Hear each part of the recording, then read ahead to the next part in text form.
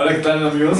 ¿Cómo están? Espero que estén muy bien. Bienvenidos a un capítulo más de Danks Perenne, en el que estaremos tocando un poco de temas como son la educación, cómo surge, para qué sirve, entre otras cosas, obviamente visto desde un punto de vista sociológico. Y pues, Pues empecemos.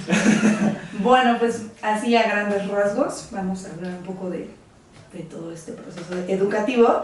Es importante tener, creo yo, claro cómo es que inicia el proceso de educación a partir desde las sociedades primitivas, ¿no? O sea, estamos hablando de que la educación se puede entender como la transmisión de conocimientos para perpetuar, para mantener, para conservar, no lo sé.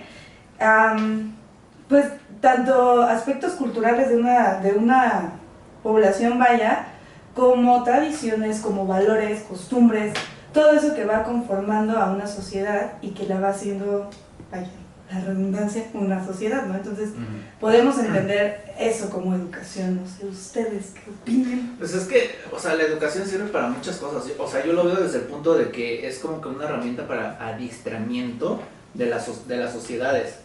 Pues en un estado-nación, obviamente. Tú como estado, en este caso nación, obviamente tendrás que impartir educación. Más allá de que sea un derecho, ahora ya es como derecho humano, ya es visto como un derecho humano. La educación es como que la inculcación de los ideales de una nación, la perspectiva de una nación y cómo es que esa nación quiere que se comporte su sociedad. Yo lo veo desde ese punto, no sé. O sea, creo que comparto mucho ambas ideas. Creo que la educación es como este medio por el cual se va a transmitir de una generación grande a una generación más pequeña el conocimiento de la historicidad humana, que justamente va a su vez a formar al individuo para que éste se comporte de una determinada manera de acuerdo a un contexto histórico determinado por su misma historicidad. Entonces, yo entiendo que la educación justamente es como esta pauta para el conocimiento o para, digamos, un comportamiento pleno en el individuo, tanto de conocimientos como de cómo debe comportarse, cómo debe de ser, y que sea funcional justamente para la misma sociedad, ¿no? O sea, bueno, creo que me estoy adelantando así un poco más, pero...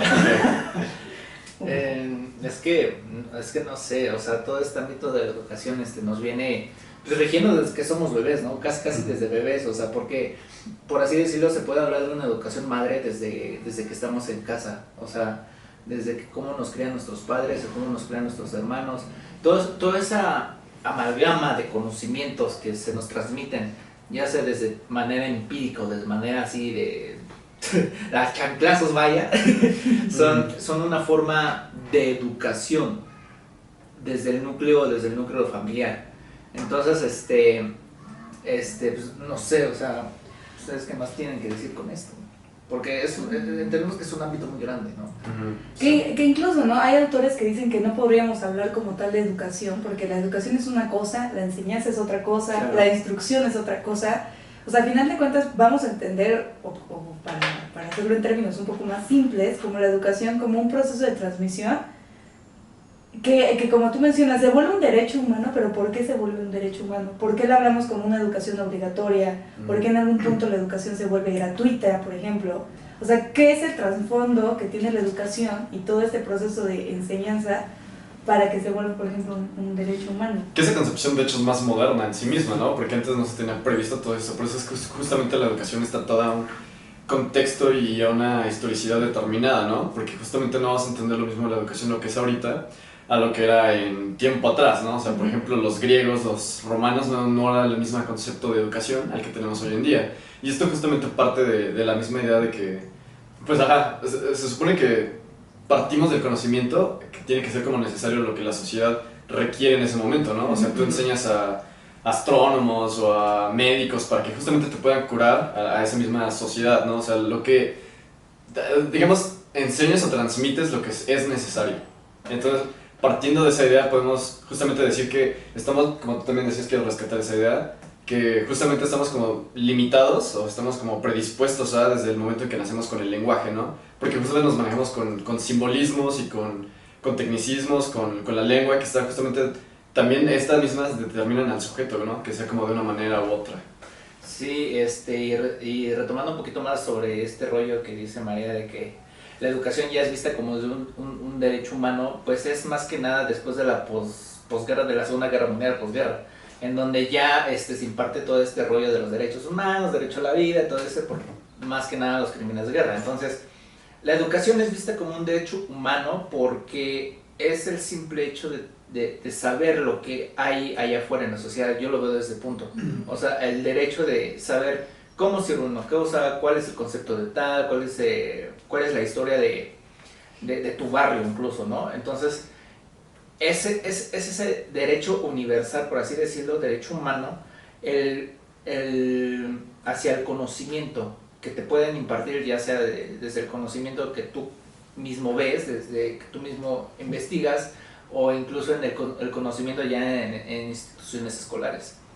Que, ¿cómo decirlo? Es que no sé, me estoy adelantando a hablar de las instituciones escolares, entonces queremos dejar más en claro como este concepto de qué es la educación. Entonces, algo más. Pues ya de qué es, creo que, bueno, algo también interesante, a ver si no me adelanto, que la educación al final de cuentas va a ser un núcleo de sociabilización. O sea, vamos a hablar de sociabilización y de educación a la par. Es decir, el individuo dentro de la educación, dentro del proceso de enseñanza, de interacción, de transmisión de conocimientos, va a tener un primer círculo de sociabilización, es donde va a experimentar una colectividad, porque si bien tiene a su familia como núcleo, cuando ya entra en este proceso de enseñanza en donde hay un tercero que no es precisamente sus padres, también empieza ya a haber una interacción colectiva. Quiere decir que la persona entra al mundo, entra al entorno. Claro. Entonces yo creo que es lo único que nos faltaría para ¿qué es la educación? Para cerrar, creo que es la educación. Okay. Pues, que de hecho sí te adelantaste un poquito, pero no importa, no importa, porque ya lo que sí es para decir más o menos para qué sirve la educación, que es lo mismo que tú dijiste, María, de que es como el nicho de la sociabilización de los niños. En este caso, hablando de los niños, ya que pues la sociabilización empieza desde pues más o menos como la educación primaria, ¿no? De que es, bueno, a partir de la educación primaria, en las instituciones se crea toda esta sociabilización en donde se crea o se pretende crear un nuevo individuo. Se pretende, en este sistema neoliberal o liberal, se pretende como crear individuos individuales en donde se tratan de implantar roles para que este niño pueda proyectarse a un futuro, o sea, crear como que esa idea de, pues quiero ser doctor, o quiero ser carpintero, quiero ser... Ese tipo de roles tienen que ser proyectados desde la educación primaria, ya, y obviamente avanzando en los niveles de educación, pues se va a dar como que más fuerte, o puede cambiarse, como fue mi caso. Sí, creo que justamente la pauta del salón de clases es un acontecimiento que ahorita pues se está viendo modificado, ¿no? Drásticamente con todo lo de la pandemia.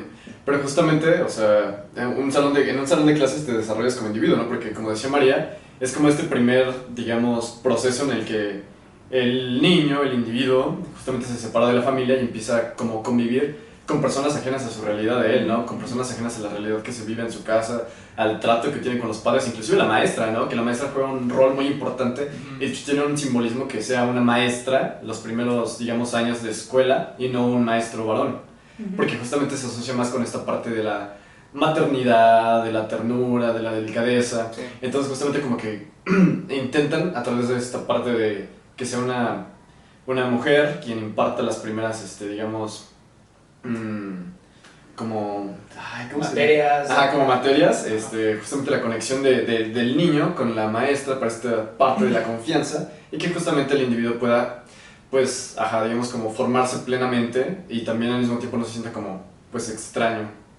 Y que, bueno, al final de cuentas el fin último, y eso se mencionó como al principio de la charla, es que la educación va a responder a las necesidades colectivas. De ahí que se necesite inculcarle a los niños la idea de que tienen que realizarse en la vida para ejercer un rol, y que ese rol va a tener una funcionalidad dentro de la estructura social. Es decir, cuando estás de chiquita y te dicen, ¿qué quieres ser de grande? Es como doctor, ¿y para qué? No, pues para ayudar a las personas. O bombero, no, pues ¿para qué? Para ayudar a que no haya incendios. Cosas de ese estilo, ¿no? Entonces desde niños nos van diciendo como el punto fin último de tu existencia va a ser que en algún momento, en una edad adulta, tú puedas ejercer cierta actividad que beneficie a la colectividad y que de esta manera se obtenga, pues ya sean múltiples cosas, y ya nos metemos al capitalismo. Sí, y todo este rollo de las instituciones educativas pues también son vistas desde el punto sociológico, obviamente, se ven como como industrias, por así decirlo, como industrias para crear obreros, puede crear profesionalistas que ayuden a la continuación de la producción de capitalista. Eso obviamente ya tenía un poquito más de ámbito marxista. Y regresando un poquito más sobre los maestros, pues es obvio, ¿no? De hecho, en los primeros años de la educación primaria tiene que ser solamente un maestro que te implanta todas las materias que tienes que ver, para que el niño, como tú dijiste, tenga que tener confianza y tenga que, ¿cómo decirlo? Crear como que ¿cómo lo dice? Crear como un ente individual para que así pueda desenvolverse mejor dentro de la sociedad y al mismo tiempo sociabilizar más y en esa misma sociabilización crear como que más conocimiento, pero ya eso obviamente sería como un conocimiento más empírico. ¿Por qué? ¿Por qué digo conocimiento? Porque tú al tener un amiguito o una amiguita a base del lenguaje, obviamente, creas, puedes decir, oye, ¿y tu mamá qué te dio de comer? ¿O qué te mandó de comer? ¿Qué te mandó de lunch? No, pues que un sándwich, no, pues que había una torta, no, pues que había unos tacos, ¿no? Entonces, creas ya una imagen de como, pues su mamá pues, le dio una torta, a mí no, me dio un sándwich todo pegado ahí, todo aguado, ¿no? Entonces como que le voy a decir a mi mamá que para la otra me dio una torta, pues ya, una torta más chida, ya. Entonces, crea, por así decirlo, desenvolverse con otras personas y al mismo tiempo ese conocimiento, al desenvolverse con esas personas, lo transmite a su familia o lo transmite a su vida diaria, por así decirlo. ¿Qué más? ¿Para qué también sirve la educación o este aspecto de la sociabilización que se imparte en las instituciones? Pues yo creo que la educación podría ser vista también desde un punto de vista de poder, ¿no? Como coerción, como educación, adiestramiento. O sea, es como una institución, es como una cárcel realmente, ¿no? Donde podrá verse de esa forma, ¿no? Hay múltiples formas en las que se puede ver, pero esta es una de las muchas, que justamente es aquí donde vas a tener como ese adiestramiento para tú ser un individuo productivo, el cual cumpla un rol social ante una sociedad que al mismo tiempo necesite de ese rol. No eres carpintero, necesito tus dotes de carpintería para que puedas hacer esto y se siga reproduciendo el mismo sistema. Sí, claro. Entonces justamente también, aparte ¿qué pasó, güey? Aparte de todo esto de la formación educacional, que obviamente es un beneficio para el individuo, también es un beneficio para el mismo sistema, ¿no? Porque justamente te estás conformando para ser parte del engranaje de toda la superestructura que es el sistema. Sí, o sea, y obviamente, bueno, a lo mejor porque somos medio chairitos, ¿no? Con ideas medio retorcidas, pero como dices, o sea, al final de cuentas hay un sistema educativo demasiado estructurado y muy rígido, ¿no? Por ejemplo, desde implantarnos horarios que son, o sea, tú te quedas como de, ¿qué? De 7 de la mañana a 2:30 de la tarde, ¿qué onda, no? Horarios, por ejemplo, hay un horario para comer, hay un horario para actividades y demás. Y que conforme vas creciendo dices, no, pues es que así es la vida adulta, o sea, me toca un horario para llegar a mi trabajo y si no, vámonos con descuento de dinero, ¿no? O X, me toca un horario de 1 hora para comer. Entonces, más bien desde chiquitos es ese adoctrinamiento para que funciones. Y si lo vemos desde el lado, pues, grillillo ahí, chairito, lo que quieran, es porque estamos inmersos en un sistema capitalista, en un sistema, digamos, ya funcionando con una división de clases, estamos funcionando con una imposición de un orden económico, de un orden social, de un orden político, que para podernos salir de eso sería como, no sé, cómo podríamos salirnos de ese. Pero justamente es todo pues, pues todo este brollo ahí, este nudo, de que finalmente la educación, alguien dice qué estudiar, qué no estudiar, alguien ahí oculto por ahí nos va diciendo de qué manera estudiarla, y con el fin último de que todo el mecanismo, todo el funcionamiento social continúe funcionando, ¿no? Claro. Sí, claro, porque en los diferentes gobiernos, ya sea ahora sí que capitalistas o incluso totalitarios o socialistas, tienen su diferente forma de ver la educación y cómo implantarla, porque hay una lectura que nos dejaron en donde habla más o menos de cómo los sistemas totalitarios imparten la educación, que hablan más o menos de cómo, pues obviamente, siendo énfasis en los sistemas totalitarios, pues se entiende como las dictaduras, los fascismos, incluso todavía el socialismo. Bueno, problemas técnicos, problemas de audio. Ya es humilde este podcast, ¿no? Siguiendo con el tema, los gobiernos totalitarios, este tipo de gobiernos totalitarios que tienen como que sus modos de educar, en donde es más que nada como que la implantación de una ideología, que es lo que pasa con el nazismo, por ejemplo. Ahí se implantó la ideología que la raza aria, la raza suprema, y entonces es por eso que tenemos de dominar, básicamente. Entonces, estos sistemas es muy contradictorio a los sistemas demócratas, por así decirlo, o los sistemas capitalistas, en donde la educación se puede decir como que más libre, entre comillas, porque en estos sistemas la educación es como que tú vas a educarte o vas a aprender cosas que a ti te gustan o cosas en las que tú te puedes desenvolver más. Entonces me pareció muy interesante rescatar ese término, en donde pues dependiendo a los sistemas políticos de cada nación es como que te van a implantar la educación. Y pues la neta, pues, no sé qué ustedes piensan, pero pues a mí no me gustaría estudiar en una dictadura. Yo creo que ya lo estás haciendo, o sea, implícitamente, intensamente, claro. Es, por ejemplo, ¿por qué no se le da prioridad a las artes o a ciertas ramificaciones que es como la fotografía, la pintura, etcétera, la música? Porque no es conveniente para el sistema. Al sistema no le sirve nada a eso. O sea, realmente lo que quieren es gente que esté, como digamos, trabajando en roles que realmente le interesa como al mismo sistema, ¿no? Porque al sistema de clase que tú estás haciendo musiquita y pintando y no sé qué, o sea, realmente es parte de la cultura, pero no se le da apoyo a eso. Es que en este sistema capitalista depende de mucho de que vende. O sea, la industria de la música es una industria muy grande y actualmente tienes que ser o muy fregón para la música para tener un puesto en esa industria y tener millones y millones de varo. Porque si eres pues alguien muy, ¿cómo decirlo? Muy normal, no, es que no me acuerdo cómo se llama el término, muy normal.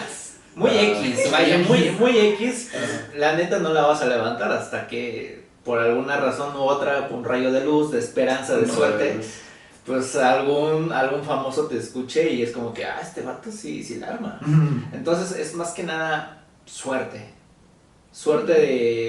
de estar en el lugar indicado o de no sé, de tener muchas visualizaciones, en este caso llamado YouTube. No les puedo. Aquí estamos aquí nosotros. No sé, yo siento que sí, que no. O sea, sí creo que en algún momento de que somos niños, sí hay un mayor peso, por ejemplo, en las ciencias duras, vaya.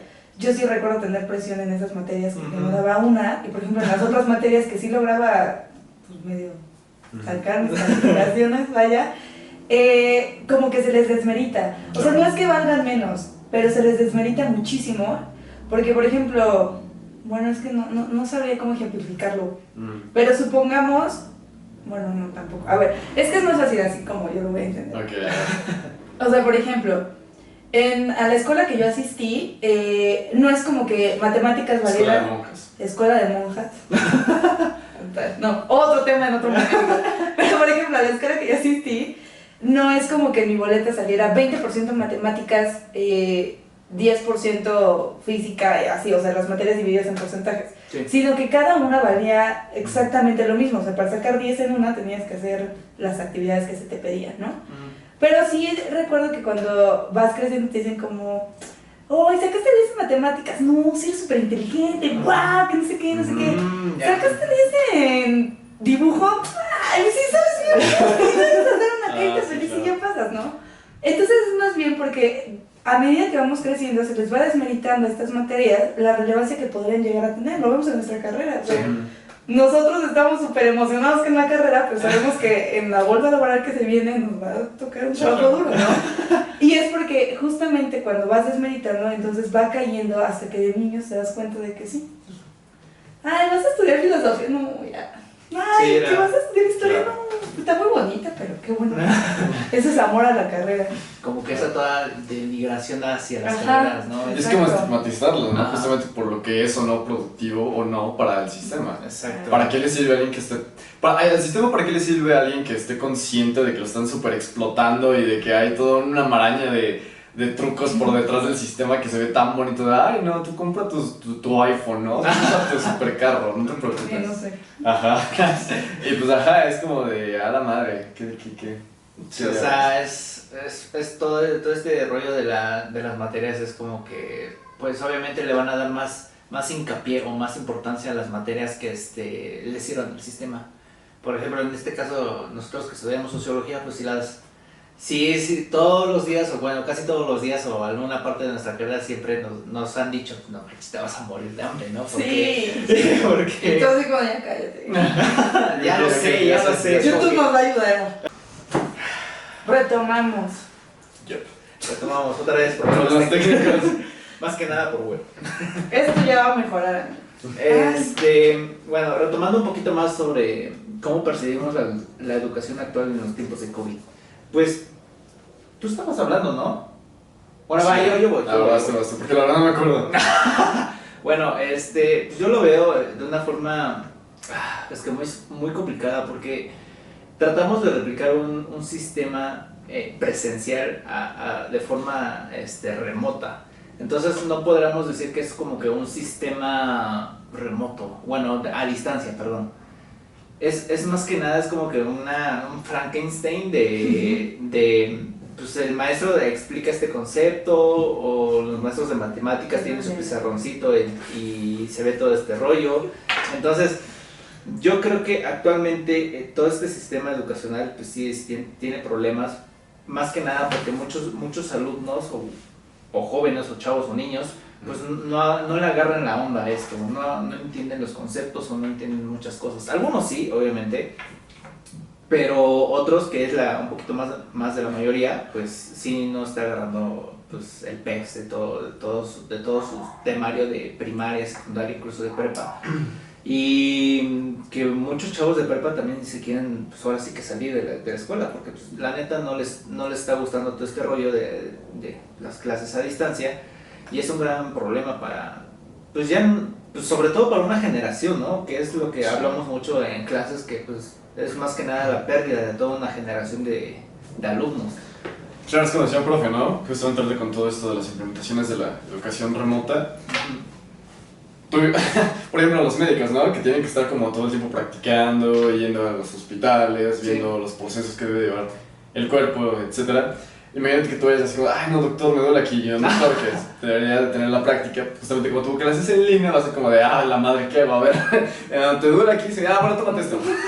O sea, neta que eso sí es alarmante, ¿no? Cómo están aprendiendo las generaciones, y justamente, ¿qué tanto están aprendiendo, no? Porque una cosa es hacer tareas y entregarlas, que hemos escuchado también que a muchos compañeros le pasan, que justamente hacen las tareas y las entregan, pero realmente se les está quedando el conocimiento que está ahí, que debe ser empírico y que los profesores deberían ejercer y dar, y justamente por toda esta parte de las clases, exponerlos y dialogar y todo eso, es algo que se está perdiendo. Por ejemplo, nosotros ahorita no hemos tenido como muchas clases, pero de que nos están dejando un sinfín de lecturas, pero justamente la pauta del diálogo con los compañeros, poder verlos, sus expresiones corporales, son cosas que se están perdiendo y que justamente, inclusive como lo hablamos hace rato, se pueden llegar a perder en cuanto a la formación del rol del individuo, porque no está, digamos, conviviendo, no está conviviendo como con otros amiguillos o niños que estén ahí, o etcétera, y solamente su punto es como la familia. Entonces también se está viendo como, digamos, o se podría ver, porque todavía no lo veremos, sino hasta después, una afectación a los individuos en cuanto a la interacción y esta interacción lo que podría causar y que justo se está perdiendo. Yo no diría perdiendo. O sea, más bien siento que la palabra más, no sé si bonita, como para que esta situación no se vea tan mal, no. Es modificando. O sea, sí creo que las dinámicas ahorita que están utilizando las escuelas como para continuar por esta vía de transmitir conocimiento, llegan a ser tediosas, llegan a ser cansadas, llegan a ser como muy cuestionables, ¿no? O sea, uno ya como universitario incluso es como, o sea, ¿qué está pasando? Sí. Si acaba el día y dices, ¿qué vi? O acaba el trimestre y te quedas como de, no. No, pues sí. Vamos a repasar las lecturas, ¿no? Claro.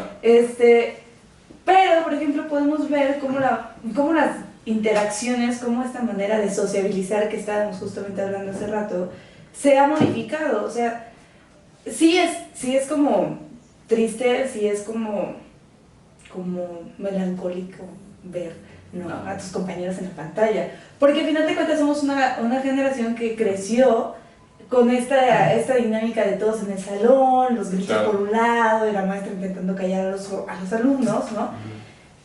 Y para nosotros es tan complicada porque crecimos, o todo el mundo hasta cierto punto creció de esta manera.